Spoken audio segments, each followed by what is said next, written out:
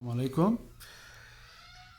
Today we will start with a new topic or a new part in our chemistry IGCSE code 0620. We will explain some experiments in our today topic, which is very common in the exams, and it's related to rate of reaction and equilibrium topics. Sometimes what we know from our experience with the students, and some students can't answer the questions which is related to these experiments because they don't understand the experiment. They know the theoretical knowledge from the topic, but they don't know what's the procedure of this experiment, or at least it takes a long time from them to understand what the experiment want. So I will explain some experiments which is common in our syllabus in the exams to know what happened with us in this experiment. First experiment, it's thiosulfate reaction with hydrochloric acid. Thiosulfate reaction, it's the common one, it's sodium thiosulfate. It reacts with hydrochloric acid. First, let's know our chemicals. Sodium thiosulfate, it's Na2S2O3. This is the sodium thiosulfate.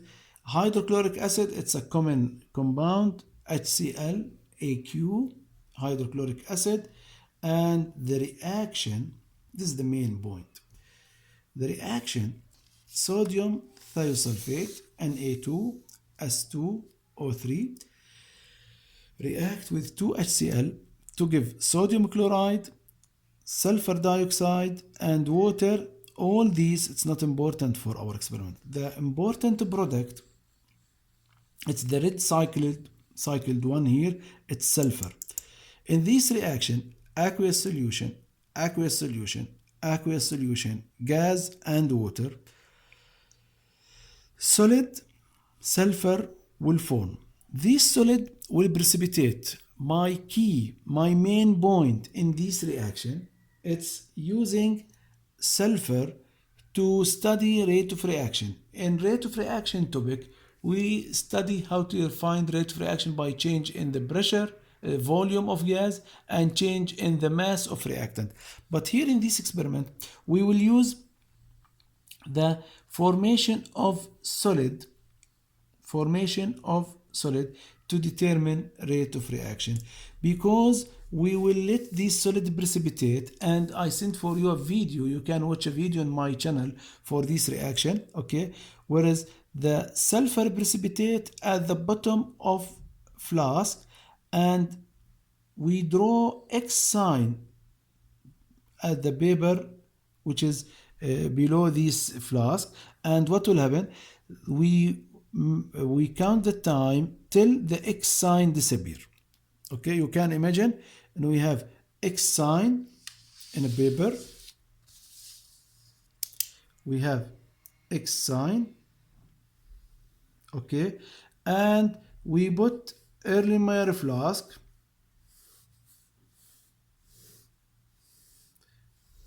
above this X sign, and reaction start. Now solid precipitate start form here. When I can't see X sign, this is my point, I will stop counting the time. This is the main point in this experiment. Formation of solid and disappear of X sign. Now what will happen? We'll study the factors which affect rate of reaction. This is our experiment, yes. Faster reaction takes a shorter time to cover the X sign. Faster reaction takes a shorter time to cover the X sign, okay? Now, and will disappear, so I will measure the time required till X sign disappear, okay? For this reason, I should use the same flask or the same volume flask to make sure we have the same base, to have a fair condition of comparing between the experiments, okay?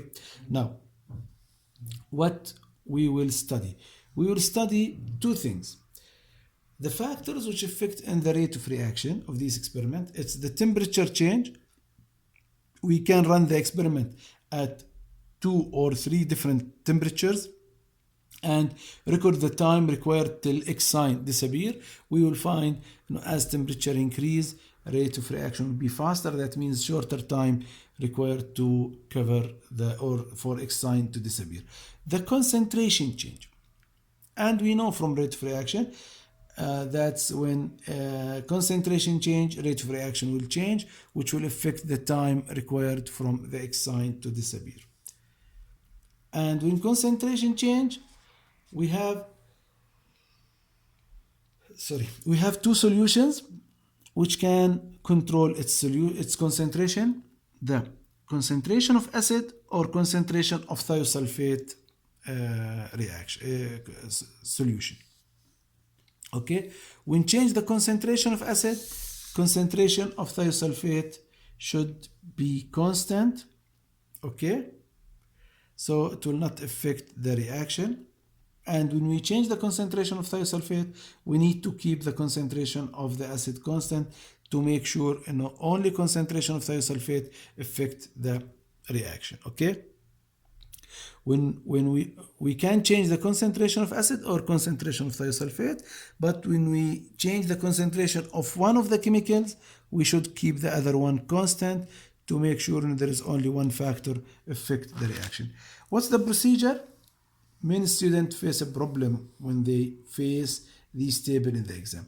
First, we want to study the concentration of the acid, effect of the concentration of the acid, which is hydrochloric acid in this reaction. Let's see something here. First, the total volume of the solutions should be constant. It's always 50. 40 plus 10, 50. 40 plus 8 plus 2, 40 plus 6 plus 4, 40 plus 4 plus 6. Okay? Why it's constant? To make sure that the concentration of thiosulfate, it's constant, because always we add 40 centimeter cube of thiosulfate to solution, its volume 50. Okay? So it's a fair comparison to make sure that the concentration of thiosulfate is constant. Now, what happened here? In the first experiment, we add 10 centimeter of hydrochloric acid with 0 water, then 8 centimeter of hydrochloric acid with 2 waters, 6 centimeter hydrochloric acid with 4 waters, 4 centimeter cube hydrochloric acid with 6 waters. Now, when we mix the chemicals, what we find that the total volume, it's the same, 50, but the volume of hydrochloric acid which added, it's less. That means there is less amount of hydrochloric acid, which means there is less concentration of hydrochloric acid. Now I want from you to know something. Please, we mix these chemicals first, okay, then we add it to thiosulfate, or add water, then hydrochloric acid. So the arrangement here, it's important, okay?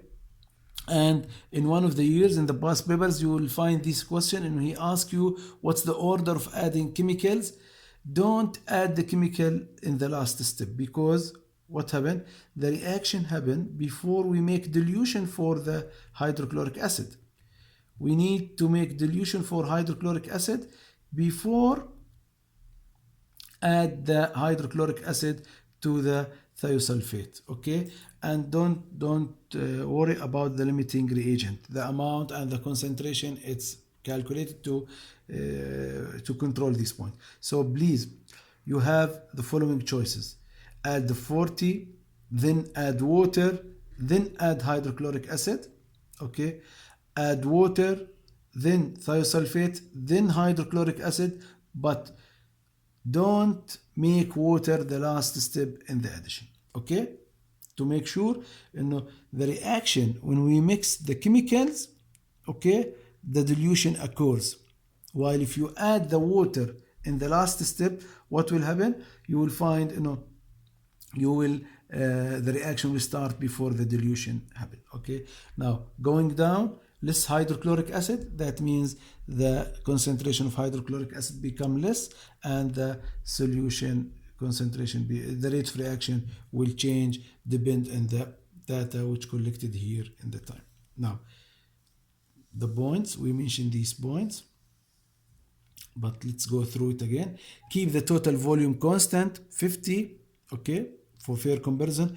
Amount of thiosulfate constant, so its concentration is constant.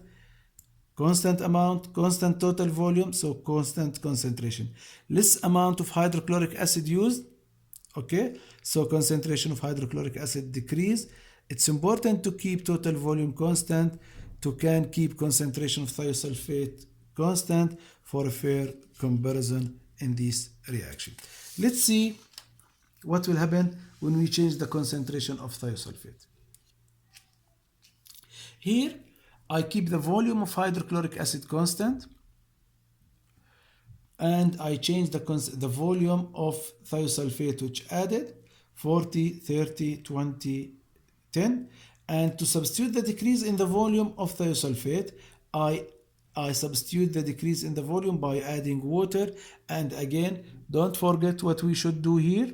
Always add the water to the thiosulfate, mix them together, then add the hydrochloric acid. Don't let water to the last step.